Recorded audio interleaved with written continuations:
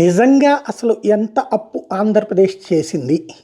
నేనైతే గబక్కన గుడ్డిగా నమ్మను. ఇదివరకు జగన్ 14.5 లక్షల కోట్లు అప్పు చేశాడన్నప్పుడు అసాధ్యం, కేంద్ర ప్రభుత్వం ఏమి వెర్రి సంస్థ కాదు, లేకపోతే రిజర్వ్ బ్యాంకులోనూ మిగతా కాగులు ఇట్లాంటి వాళ్ళు ఎంత తప్పుడోళ్ళు కాదు, ఎంత ఇది ఉన్నా సరే ఫేవరిజాలు ఉన్నా సరే అన్నదా అప్పుడే చెప్పాను.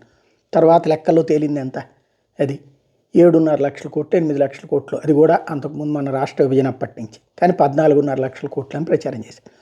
అట్లాగే ఇప్పుడు వైసీపీ వాళ్ళు చెప్తున్నది కూడా నేను నమ్మట్లేదు. మొన్న ఆంధ్రజ్యోతి ప్రొజెక్ట్ చేసినట్టు 60,000 కోట్లు ఈ ఏడాది తీసుకున్నారన్నటువంటి ప్రొజెక్ట్ చేసింది. 67,000 కోట్లు, 70,000 కోట్లు. బట్ ఈ ఏడాది 70,000 కోట్లు అంటే లాస్ట్ ఇయర్ 1,00,000 కోట్లు తీసుకుంటే 1,70,000 కోట్లు, 2 లక్షల కోట్లు, 1,70,000 దాకా అవుతుంది. అలా కాకుండా వీళ్ళు చెప్తున్నటువంటి లెక్క ఏంటంటే టోటల్గా 2,93,000 కోట్లు అప్పు తీసుకున్నారు. పయ్యావుల కేశవ్ గారు ఎక్స్ప్లెయిన్ చెయ్యాలి అది నిజంగా ఎంత, ప్రత్యక్షంగా తీసుకున్న లోన్స్ ఎంత, పరోక్షంగా తీసుకున్న లోన్స్ ఎంత, ఇవి ఎక్స్ప్లెయిన్ చేయగలిగితే బాగుంటుంది. అప్పుడు పబ్లిక్ కూడా, ఈవెన్ వాళ్ళ కార్యకర్తలకు కూడా ఒక క్లారిటీ అవకాశం ఉంటుంది.